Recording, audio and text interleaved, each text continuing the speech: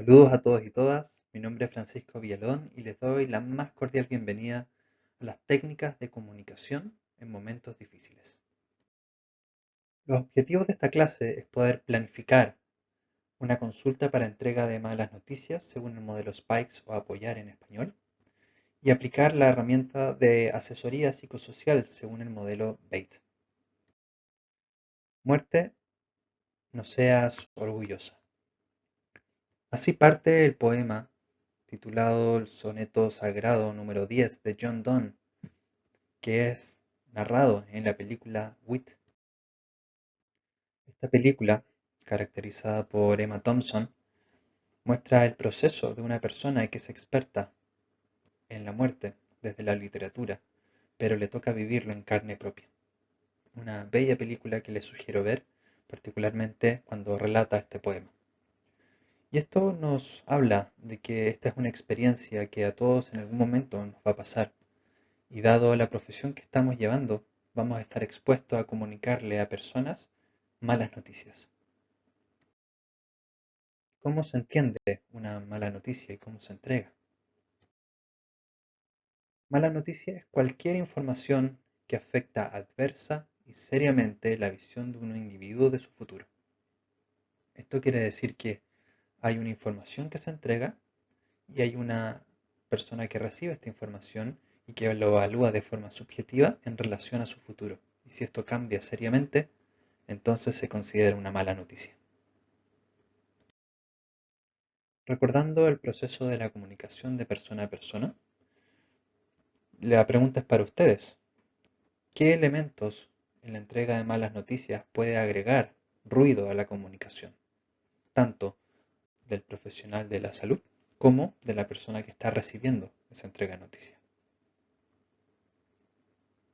Esto lo vamos a profundizar durante el taller, pero de antemano tengan la reflexión al respecto. Esto es una pregunta particular que hay que hacerse previo a entregar malas noticias y previo a hacer simulaciones de esto. ¿Qué me pasa con esto? Dado que el estado en que nosotros entreguemos la mala noticia puede afectar cómo se entrega y las consecuencias que puede traer para esa persona. La literatura ha comunicado que una de las cosas que nos pueden pasar como profesionales de la salud es incertidumbre acerca de la expectativa del paciente. El hecho de adelantarnos qué va a pensar esta persona nos puede generar dificultad y ruido en la comunicación. Tener miedo a destruir el optimismo del paciente, como también miedo a una reacción inadecuada de parte del paciente. Esto nos puede adelantarnos generando expectativas de este momento comunicacional y aumentar el ruido. También sentir vergüenza por haber entregado previamente una visión demasiado optimista al paciente. Por eso es relevante hablar con información, con hechos y con la realidad de las cosas para evitar este tipo de situaciones. También miedo a la propia ineficiencia en términos de incontrolabilidad de la enfermedad.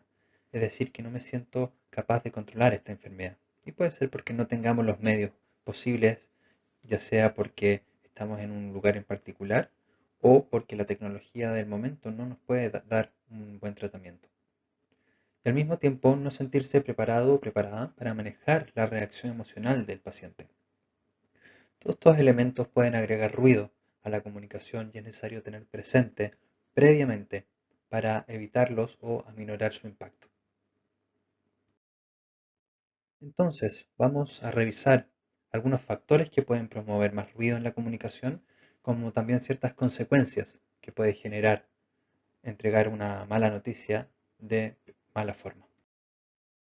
Por un lado, se describe que tener poca experiencia o ser inexperto genera más ruido, lo que hay que tener presente, y exponerse a entregar malas noticias en simulación es muy relevante justamente para tener más experiencia.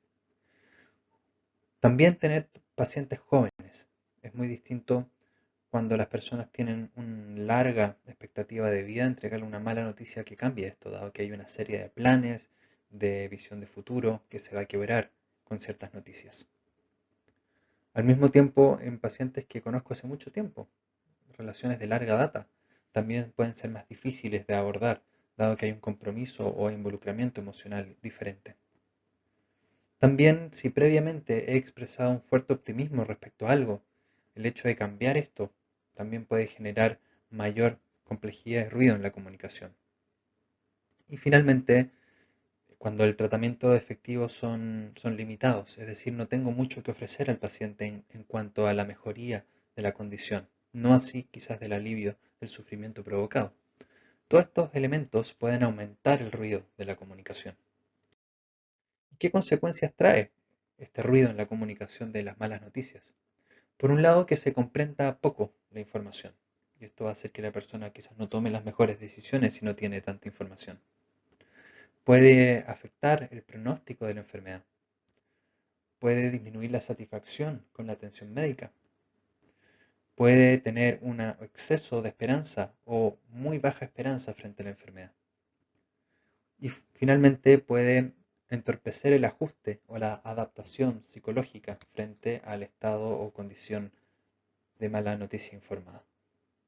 Entonces, es muy relevante considerar los factores y la técnica para mejorar la entrega de malas noticias, dado que puede tener todo este tipo de consecuencias en nuestra práctica clínica.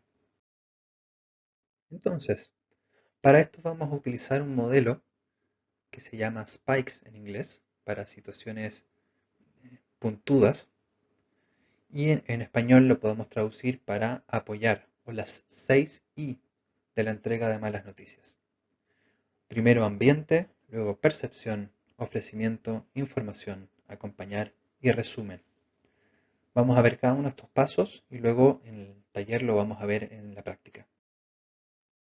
En la letra A de ambiente, la persona o el profesional de la salud debe brindar un espacio privado, evitando interrupciones, involucrando a personas significativas, sentarse y escuchar activamente. Esto quiere decir que es necesario planificar el momento de la entrega de mala noticia para poder asegurar el mejor momento y el mejor lugar posible en las condiciones que tenemos a mano. Posteriormente, es necesario explorar la percepción, preguntar o indagar qué es lo que sabe la persona sobre su condición o enfermedad, qué conocimientos tiene al respecto. De esta forma yo puedo saber qué palabras utiliza, cuál es el conocimiento previo y desde ahí poder ofrecer cierta información. El siguiente paso es la O de ofrecer y la I de invitar.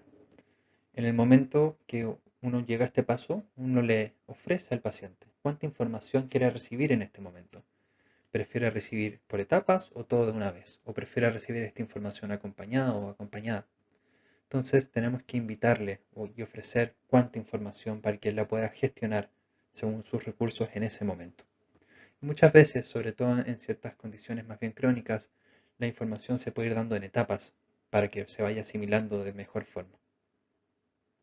Posteriormente viene la sesión de informar, donde vamos a entregarle la información en términos simples que sean comprensibles por la persona. Y uno puede partir con una frase de la siguiente forma: siento informarle que, o lamentablemente le tengo que informar que.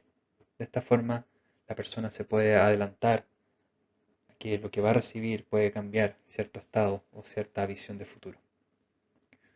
Es interesante poder entregar esta información de forma clara, concisa, con un lenguaje adecuado, y luego dejar tiempos para que la persona asimile esta información. Y si surgen emociones, pasamos a la siguiente letra, que es la A de acompañar o implicarse, expresando empatía, mencionando que quizás usted está observando que tiene tristeza, que pueda tener rabia, angustia, ansiedad, y que es parte del mismo proceso. Entonces podemos ver que dejamos espacios al informar para ver si surgen emociones y posteriormente si surgen emociones acompañamos esta emoción. Más que buscar una estrategia para cambiarlo o evitar esa emoción, simplemente estamos acompañando en el proceso. Y finalmente vamos al último punto, que es resumir e idear, donde vamos a hacer un resumen de la información que hemos entregado y luego discutir cuáles son los posibles planes para el futuro. Entonces podemos discutir opciones de plan y miradas al futuro. Esto quiere decir o no quiere decir que vayamos a ver todo el tratamiento o todos los pasos del tratamiento en esta etapa. Simplemente estamos planificando qué es lo que viene a continuación. Por ejemplo, si en el ofrecimiento él o la paciente prefiere venir acompañado o acompañada para esta información, en la parte de resumen y de estrategia se puede volver a agendar una cita, pero esta vez con otra persona.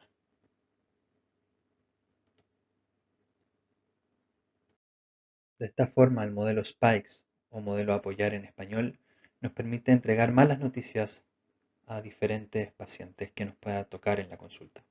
Esto es muy relevante porque en distintos momentos nos va a tocar, ya sea desde elementos que comprometan la vida, como también una hospitalización o incluso iniciar un tratamiento que sea para el resto de la vida, como puede ser la insulina. Ahora vamos a ver una nueva estrategia que nos va a servir en otras situaciones. La asesoría psicosocial es una herramienta breve que nos puede ayudar a abordar elementos psicosociales en la consulta. Esto surge dado que un grupo de profesionales estaba notando que la gran parte de las causas de ciertos síntomas, más que una causa orgánica, era más bien funcional o psicosomática. Y es por eso que elaboraron esta técnica que nos permite abordar este problema y poder apoyar a la persona en su proceso de cambio. Primero vamos a tener presente el modelo de estrés. Estrés se puede entender como un desbalance entre las demandas del ambiente con los recursos percibidos. Entonces una persona está viviendo una situación o ve una situación, percibe esta demanda como alta, baja o media y la compara con los recursos que ésta tiene. Y dependiendo de esa evaluación, la persona tiene una reacción de estrés y echa mano a aquellos recursos para poder manejar esa situación difícil. Y dependiendo si logra superar esas demandas, vuelve a su nivel basal. Entonces acá tenemos un ejemplo, si están en su día a día con dolor de cabeza y además tienen que estudiar, por ejemplo, pero tienen o perciben que tienen altos recursos para afrontar esta demanda. Por ejemplo, una alta automotivación, tienen apoyo social que les permite tener un buen lugar de estudio y al mismo tiempo un analgésico que saben que está en el baño que les va a permitir aliviar esta molestia de cabeza. De esta forma, nuestros recursos son más altos que las demandas y probablemente el estrés que surja de esto sea menor que si no las tuviéramos. Al mismo tiempo, la reacción y la experiencia del estrés involucra un elemento de emoción que también está imbricado con pensamientos, sensaciones corporales y acciones o impulsos. De esta forma, si queremos manejar algunos de estos puntos, podemos modificar, por ejemplo, el cuerpo para así tener un cambio a nivel emocional o incluso de pensamiento. Es por eso que en personas que están, por ejemplo, teniendo un ataque de pánico, la regulación de la respiración a través del cuerpo puede ayudar a disminuir la emocionalidad de una crisis de pánico. O al mismo tiempo, los pensamientos que puedan surgir de esta crisis también se pueden regular para disminuir la emocionalidad y por ende también disminuir el elemento de cuerpo. Entonces están totalmente involucrados. Teniendo esto presente, vamos a utilizar técnicas que nos ayuden a tomar todo esto para implementarlo en la consulta de forma breve. Para esto vamos a utilizar el protocolo que en español le pondremos AMP-ME, donde tiene 5 elementos. Está el ambiente, las emociones, problemas, el manejo y la empatía. Y vamos a verlo paso a paso. Lo primero que vamos a evaluar cuando tengamos a un o una consultante con algún elemento psicosomático, por ejemplo, es hacerle la siguiente pregunta. ¿Qué ocurre en su vida? ¿O cómo lo trata su vida? Una pregunta abierta que va a permitir abordar otros elementos fuera de la consulta. Quizás un paciente viene por cefalea atencional de forma recurrente o crónica. Yo puedo hacer esta pregunta. ¿Cómo lo trata su vida? De esta forma me entero de mayor forma cuál es el ambiente o lo que ocurre detrás de esta consulta. Y una vez que la persona cuente aquello que le ocurre en su vida, pasamos a la E de afecto. Y uno le puede preguntar, ¿y cómo te sientes al respecto? Entonces la persona quizás está teniendo un problema en el trabajo y que puede referir que se siente muy angustiado o agobiado al respecto. Pero a veces la persona al preguntarle cómo se siente, vuelve a describir elementos de su entorno. Entonces, si la persona está con problemas en el trabajo y uno le pregunta cómo se siente al respecto, la persona quizás responda, es que mi jefe es muy mal educado, me trata mal, etcétera. Entonces, la invitación a esto es que si da una respuesta de ambiente es volver a preguntar, ¿y cómo se siente al respecto? Para tratar de evocar esta conexión con las emociones de ese momento. Y una vez que se logren captar, uno centra el problema, lo trata de enfocar, dado que muchas veces en nuestra mente el problema se puede ver muy grande, pero lo podemos focalizar en un punto particular con una pregunta de, por ejemplo, y de eso que le ocurre, ¿qué es lo que más le preocupa? Y así la persona puede decir, por ejemplo, del trabajo, lo que más me preocupa es que este jefe que me está tratando mal me pueda despedir. Entonces hay de todos los problemas que puede haber en el trabajo, que es en relación a compañeros de trabajo, a baja de sueldo y otro tipo de cosas, acá se acota a la relación con el jefe y al miedo que lo puedan despedir. Y finalmente vamos a preguntar cuál es el manejo. ¿Recuerdan antes que teníamos una serie de elementos de demandas y de recursos? La pregunta sobre el manejo tiene que ver con los recursos. ¿Cómo piensa usted o cómo está manejando la situación? ¿Qué recursos le está echando mano? Y de esta forma la persona va a recurrir a aquellos recursos para tratar de afrontar a esa situación. Y nos puede comentar qué está haciendo, por ejemplo, está evaluando la inspección del trabajo, está conversando con otros compañeros o incluso con recursos humanos. Entonces, nos permite que la persona surja de ella misma cómo puede manejar el problema. Y finalmente, mostrar empatía frente a la situación. Decir que eso suena difícil para usted y uno puede incluso en esta parte brindar apoyo en el sentido de cómo cree usted que le puede ayudar en este momento. Como se dan cuenta en este esquema, en ningún momento sale a aconsejar, en ningún momento sale a negar alguna emoción.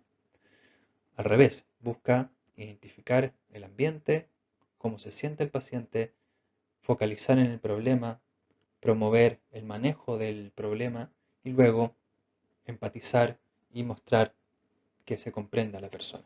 De esta forma podemos apoyar psicosocialmente a la persona sin tener que aconsejar. De esta forma hemos abordado los objetivos de aprendizaje a través de la planificación de una consulta para entrega de malas noticias, según el modelo SPIKES o apoyar, y aplicar las herramientas de asesoría psicosocial según el modelo BATH. Entonces, la invitación es en el taller de comunicación ir aplicando esto en distintas situaciones simuladas, en distintas condiciones médicas que se van a enfrentar en su futuro. Muchas gracias y nos vemos.